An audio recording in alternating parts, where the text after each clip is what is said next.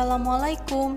Hello there. Di sini kami akan memaparkan salah satu materi manajemen pemasaran lembaga keuangan syariah mengenai penganggaran pada bank syariah.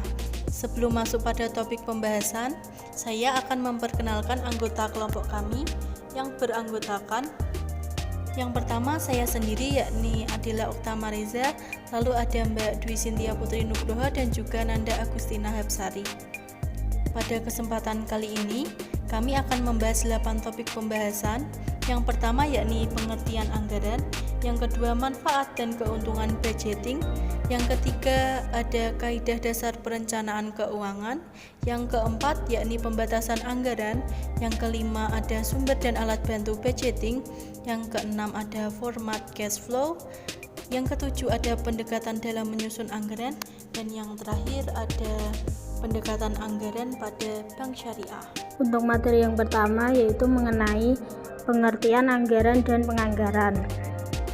Untuk pengertian anggaran adalah suatu rencana yang disusun secara sistematis yang meliputi seluruh kegiatan bank yang dinyatakan dalam unit atau kesatuan moneter yang berlaku untuk jangka waktu atau periode tertentu di masa mendatang. Kemudian untuk pengertian penganggaran yaitu merupakan langkah-langkah yang menjadi dasar bagi penetapan strategi bisnis. Penganggaran merupakan perencanaan strategi unit bisnis, terlebih lagi yang berkaitan dengan masalah keuangan bank syariah.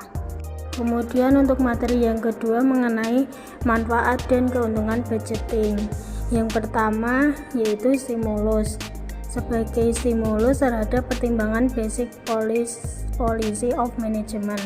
Yang kedua penetapan tujuan, yaitu untuk mendorong anggota untuk ikut dalam penetapan tujuan. Yang ketiga membuat rencana, yaitu mendorong semua pihak untuk membuat rencana sesuai dengan tupoksinya. Dan yang keempat realisasi rencana, yaitu mendorong manajemen untuk merealisasikan terhadap apa yang direncanakan. Kemudian yang selanjutnya manfaat dan keuntungan yang selanjutnya yaitu penggunaan data keuangan, yaitu untuk mendorong memakai dan data keuangan sebelumnya. Yang selanjutnya pemakaian tenaga kerja dan lain-lain, yaitu mengatur pemakaian tenaga kerja, fasilitas dan kapital seekonomis mungkin. Yang selanjutnya akurasi waktu yang berpengaruh terhadap akurasi waktu dan pertimbangan yang cermat. Dan manfaat dan keuntungan yang terakhir yaitu efisiensi atau kekurangan instansi, merupakan menunjukkan efisiensi atau kekurangan dari institusi. Untuk materi yang ketiga mengenai kaidah dasar perencanaan, ada 4 kaidah dasar perencanaan. Yang pertama realistis atau sesuai kemampuan atau realistis. Yang kedua spesifik yaitu diformulasikan dengan khas, jelas dan spesifik. Yang ketiga terukur, yaitu hasilnya dapat diukur secara kuantitatif. Dan yang terakhir kejelasan waktu, yaitu adanya kerangka waktu yang jelas. Materi keempat yaitu pembatasan anggaran. Pembatasan anggaran dibagi menjadi 4. Yang pertama estimasi, yang didasarkan pada estimasi atau taksiran. Yang kedua situasi dan kondisi, disesuaikan dengan perkembangan situasi dan kondisi. Yang ketiga pelaksanaan evaluasi, yaitu alat bantu terhadap pelaksanaan, pengawasan atau controlling serta evaluasi. Yang keempat realisasi budgeting. Dalam realisasi budgeting perlu usaha dan kerja keras. Yang kelima yaitu sumber dan alat bantu budgeting. Sumber dan alat bantu budgeting ada 7. Yang pertama laporan keuangan tahun lalu. Yang kedua data riset pasar tentang potensi funding dan financing. Yang ketiga permohonan financing yang akan direalisasikan untuk periode yang akan datang. Yang keempat rencana angsuran pembiayaan. Yang kelima rencana pengeluaran biaya periode berikutnya. Yang keenam, asumsi-asumsi dalam penetapan cash in dan cash out. Yang ketujuh yaitu polis bank syariah. Contoh, PT Maju Jaya, sebuah perusahaan yang menggeluti bidang mebler, memiliki sistem penjualan dan pembelian dengan sistem tunai income statement per tahunnya.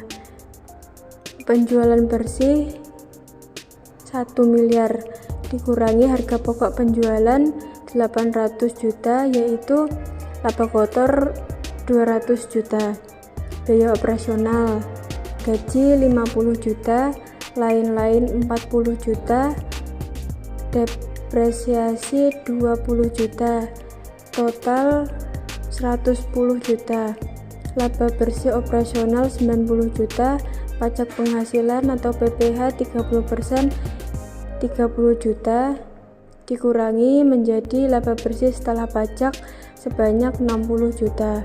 Dalam perhitungan cash flow, kita tidak memperhitungkan biaya depresiasi sebagai biaya karena depresiasi merupakan biaya non-cash.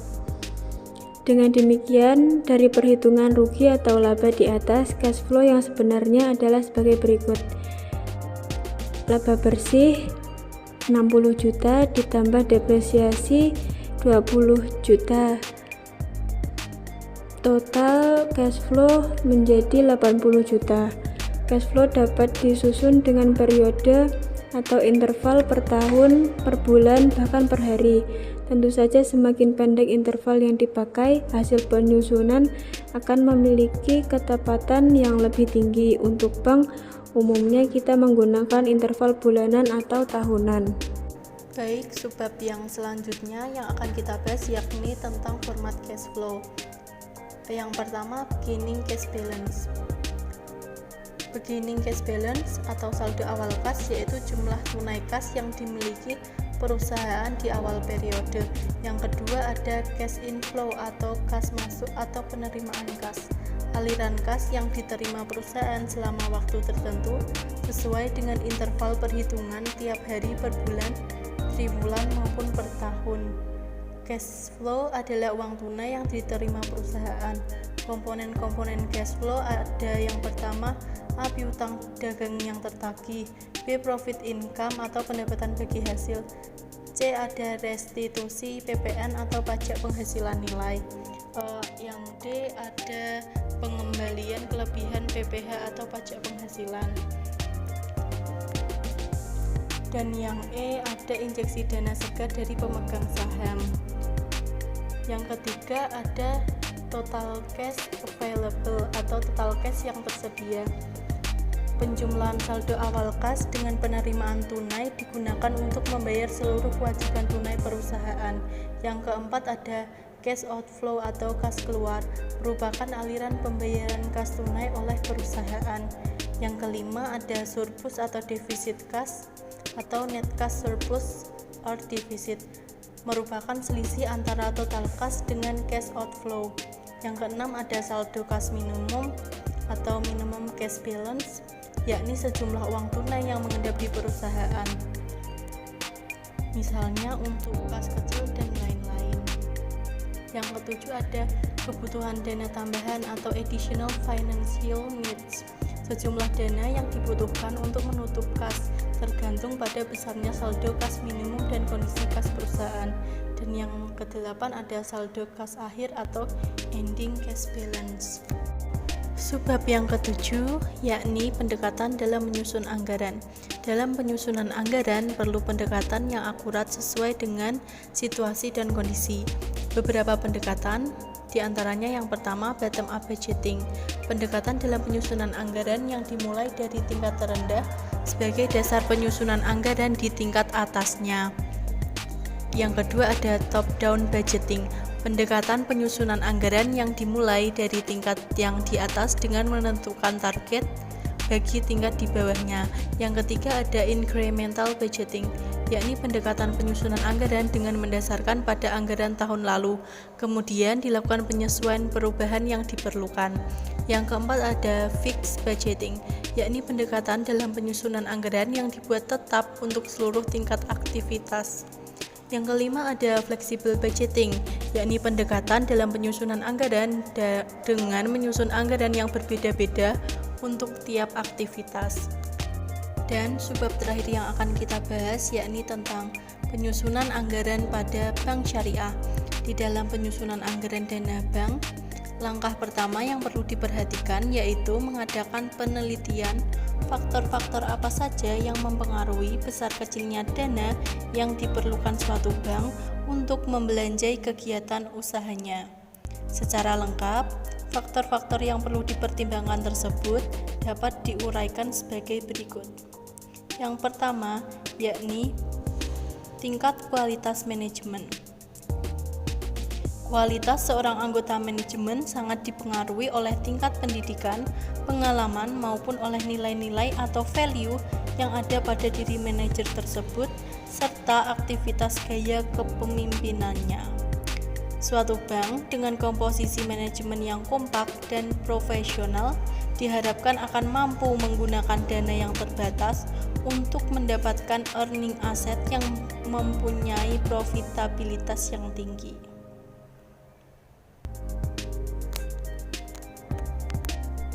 Yang kedua yakni tingkat likuiditas yang dimiliki. Tingkat likuiditas suatu bank sangat berpengaruh terhadap penyusunan anggaran dana suatu bank. Bank yang memiliki banyak idle fund berarti tidak membutuhkan pertumbuhan dana lagi. Sebaliknya, dana yang sudah banyak disalurkan kepada sektor aktiva produktif berarti masih membutuhkan pertumbuhan dana pada porsi tertentu. Bank yang mempunyai banyak idle fund anggarannya difokuskan pada bagaimana memaksimalkan penggunaan dana. Sedangkan bank yang dananya sudah banyak disalurkan pada earning asset tentunya harus memikirkan bagaimana caranya memupuk pertumbuhan dananya. Yang ketiga ada tingkat kualitas aset. Kualitas aktiva produktif tentunya sangatlah berpengaruh terhadap pembuatan anggaran dana bank. Kualitas aktiva produktif akan menambah keuntungan yang maksimal bagi bank sehingga ekspansi pembiayaan atau penempatan dana akan sangat memungkinkan. Yang keempat ada struktur deposit atau simpanan. Anggaran dana bank pada prakteknya sangatlah dipengaruhi oleh struktur dari dana pihak ketiga atau deposit yang dimiliki oleh bank.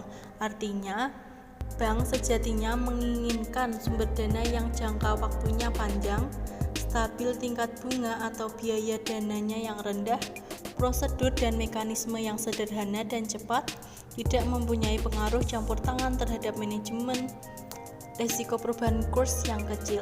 Dengan melihat karakteristik dari masing-masing sumber dana bank, pihak bank akan tahu dana yang mana saja yang mudah dikelola dan dana yang mana yang sukar untuk dikelola. Yang kelima ada kualitas sistem prosedur. Suatu bank yang mempunyai sistem prosedur operasional yang baik tentu akan lebih mudah melakukan rencana ekspansi daripada bank yang sistem prosedur kerja operasionalnya berbelit-belit. Yang keenam ada pemilik dana. Secara umum, pemilik dana yang dikelola bank dapat dikelompokkan jadi dua pihak, yakni pihak ketiga dan pemilik. Masing-masing pemilik dana mempunyai kepentingan yang berbeda tentunya. Dalam kaitannya dengan penyusunan anggaran dana bank, bank harus dapat memperoleh kepercayaan dan loyalitas dari pemilik dana tersebut. Yang ketujuh ada pemupukan modal. Fungsi pemupukan modal bagi penyusunan anggaran karena dengan pertumbuhan modal bank dapat melakukan ekspansi terhadap aktivanya dengan naiknya nilai capital adequacy ratio atau CAR. Bank yang hendak membentuk anggaran dananya perlu senantiasa memperhatikan besarnya reserve requirement yang ditetapkan otoritas moneter. Karena nilai reserve requirement akan mempengaruhi besarnya dana yang dapat disalurkan pihak bank dalam aktiva produktif atau earning assets. Nah, itu tadi penjelasan mengenai penganggaran yang ada pada bank syariah. Jangan lupa tonton videonya sampai habis ya. Semoga bermanfaat. See you in the next video. Bye bye. Wassalamualaikum warahmatullahi wabarakatuh.